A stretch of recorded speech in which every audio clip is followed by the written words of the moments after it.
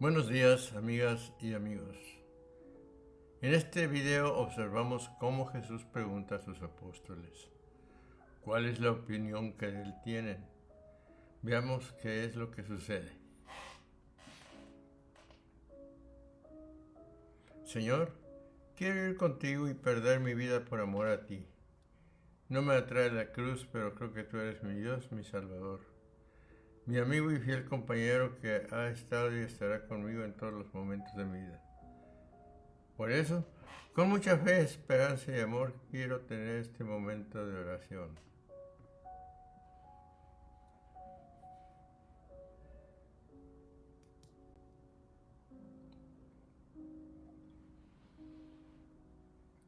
Jesús 27. Jesús se marchó con sus discípulos para las aldeas de Cesarea de Filipo.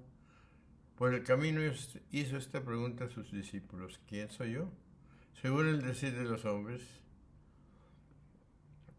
Después que llevó a sus discípulos lejos de los judíos, les pregunta sobre sí mismo, para que sin temor a los judíos le respondan la verdad. Desde ahí, dice, partió Jesús con sus discípulos por las aldeas cercanas de Cesarea de Filipo. Este Filipo fue hermano de Herodes, del cual hablamos antes, y que en honor de Tiberio César llamó Cesarea de Filipo al pueblo que lleva hoy el nombre de Paneas, los pueblos de Cesarea de Filipo. La ciudad fue construida por Filipo y se le llamó Cesarea de Filipo para distinguirla de Cesarea Marítima. Los pueblos son asentamientos que había en torno a la ciudad.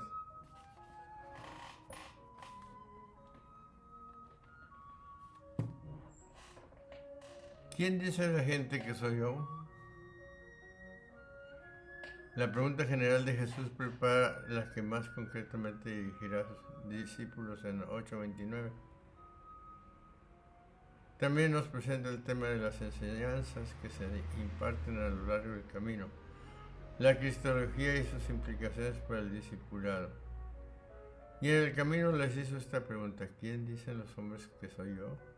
Pregunta, aunque lo sabe, porque convenía que los discípulos en algún momento hablasen de él mejor que las gentes. Los pueblos de Cesarea de Filipo. La ciudad fue construida por Filipo y se le llamó Cesarea de Filipo para distinguirla de Cesarea Marítima. Los pueblos son asentamientos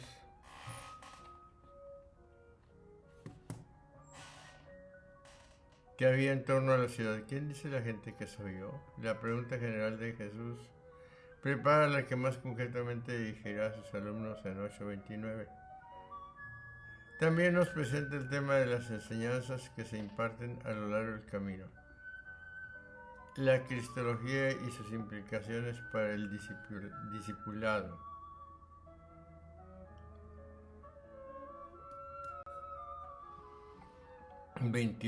Le respondieron diciendo: Juan el Bautista, otros Elías, otros uno de los profetas. Muchos creían que San Juan había resucitado de entre los muertos y entre ellos Herodes, y que después de su resurrección había obrado milagros después de haberles preguntado la opinión de los demás. Les pregunta la suya, como se ve, por las siguientes palabras: díceles entonces, ¿y vosotros, quién decís que soy yo? Juan el Bautista, otros, y que Elías, y otros que uno de los profetas.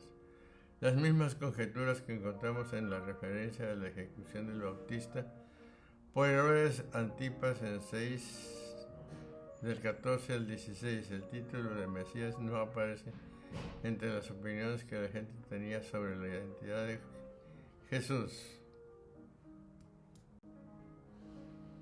29. Entonces les preguntó: según vosotros, ¿quién soy yo? Respondióle Pedro y dijo: tú eres el Cristo. Por los mismos términos de la pregunta, les induce a formar un concepto mejor y más elevado de él, separándolos de las multitudes. La respuesta del jefe de los discípulos, autoridad de los apóstoles, fue en nombre de todos la siguiente: Pedro, Respondiendo le dice, tú eres el Cristo. Confiesa que él era Cristo anunciado por los profetas, pero San Marcos pasa por alto lo que el Señor contestó a la confesión de Pedro y los términos en que le declaró bienaventurado, porque así no parece que se trata de velar a su maestro. San Mateo, sin embargo, lo refiere clara y llanamente, o bien. San Marcos y San Lucas no concluyeron la respuesta de San Pedro, tú eres el Cristo, con las palabras que recogió San Mateo, Hijo de Dios vivo, Mateo 16:16, por lo que no escribieron la confesión completa. Juan el Bautista, otros que Elías y otros que uno de los profetas, las mismas conjeturas que encontramos en referencia a la ejecución del Bautista por Herodes Antipas en 6:4-16. El título de Mesías no aparece entre las opiniones que la gente tenía sobre la identidad de Jesús. Él quería pues ocultar su gloria para que los que pudieran escandalizarse por ello no mereciesen mayor pena. 30. Y les mandó rigurosamente que a nadie dijeran esto de él. Quería pues ocultar su gloria para que los que pudieran escandalizarse por ello no mereciesen mayor pena, o para influir en ellos una fe pura después de realizar el escándalo de la cruz.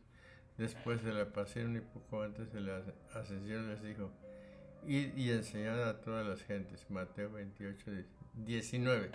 Después que aceptó el Señor la confesión de los discípulos que le llamaban el verdadero Dios, les revela el misterio de la cruz y comenzó a declarar como convenía que el Hijo del Hombre padeciese, etc. Y les habla con toda claridad, es decir, de la futura pasión. No entendían todavía los discípulos el orden de la verdad, ni podían comprender la resurrección, juzgando que era mejor no padeciese. 31. Comenzó entonces a enseñarles que era necesario que el Hijo del Hombre sufriese mucho, que fuese reprobado por los ancianos, por los sumos sacerdotes y por los escribas, que le fuese quitada la vida y que a los 3 días después resucitase. Después de que aceptó el Señor la confesión de los discípulos que le llamaban el verdadero Dios, les revela el misterio de la cruz y comenzó a declararles cómo convenía que el Hijo del Hombre padeciese, etc. Y les habla con toda claridad, es decir, de la futura pasión. No entendían todavía los discípulos el orden de la verdad, ni podían comprender la resurrección, juzgando que era mejor que no padeciese. El Hijo del Hombre debe padecer mucho en lugar de Mesías. Cristo Jesús usa el título de Hijo de Hombre. Confrontar en 2:10 y 28 para referirse a sí mismo. El verbo, que significa deber, tiene el sentido de asumir una obligación. Según el plan de Dios, es difícil determinar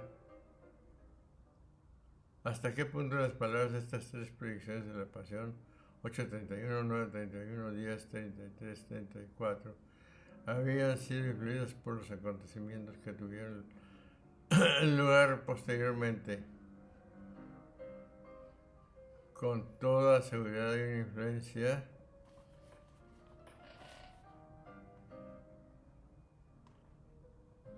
terminológica, especialmente en 10:33, 34, pero eso no significa que Jesús no tuviese una idea del destino que le aguardaba en Jerusalén.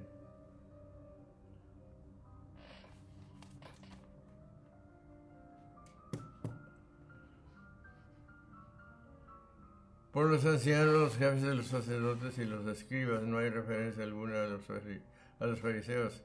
En el relato marcano de la pasión, los fariseos no tienen una función explícita en la condena y muerte de Jesús. Resucitaron los 3 días sobre el día tercero como punto decisivo de inflexión.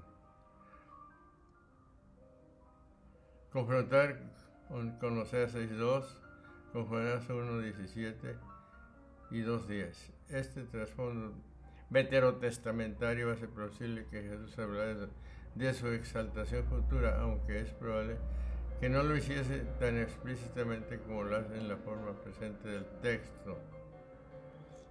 Reprobado, y bien lo vemos en 1664, donde todos están horrorizados de sus blasfemias.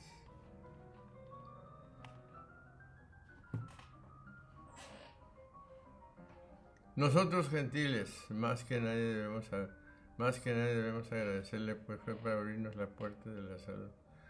Por el delito de los judíos la salud pasó a los gentiles, por la incredulidad de los gentiles volverá a los judíos.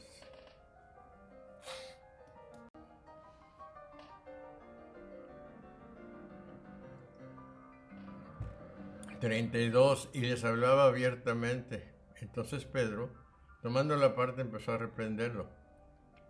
Les habló así el Señor en esta ocasión para hacerles ver que convenía hubiese testigos que después de su cruz y de su resurrección lo predicasen.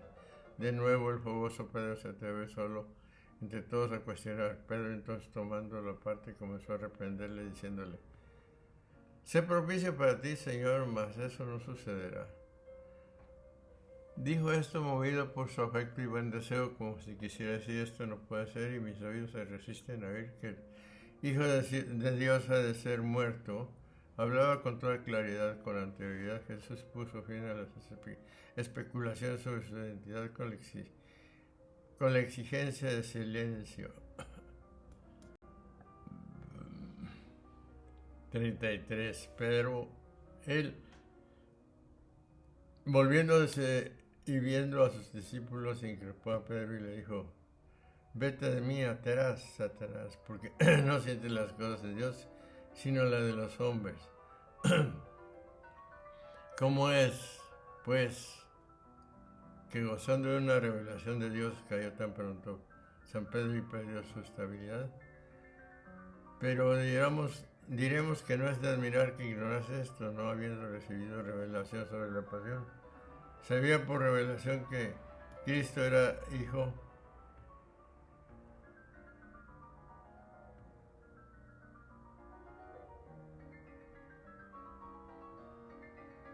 de Dios vivo, pero aún no le había sido revelado el misterio de la cruz y de la resurrección, para manifestar pues que convenía que él llegase a la pasión. Increpó a Pedro, pero Jesús, vuelto contra él, le prosigue mirando a sus discípulos, respondió ásperamente a Pedro, diciendo: atrás, Satanás, etc. Queriendo manifestar al Señor que era necesaria su pasión para la salvación de los hombres, y que solo Satanás se ponía a ella para que no se salvase el género humano. Llamó Satanás a Pedro, conociendo la oposición de esta su pasión y que era su adversario, puesto que Satanás significa adversario. No obstante, la confesión que acaba de hacer Pedro muestra aquí su falta de espíritu sobrenatural. Jesús, con la extrema severidad de su reproche, nos enseña que nada vale un amor sentimental, sino el que busca en toda la voluntad del Padre, como lo hizo Él. Y hasta aquí hemos llegado a este suceso donde Jesús pregunta a sus apóstoles cómo lo ven, y se relata el punto de vista de Pedro y cómo le va con Jesús. Nos vemos hasta el siguiente video. Hasta entonces, con el favor de Dios.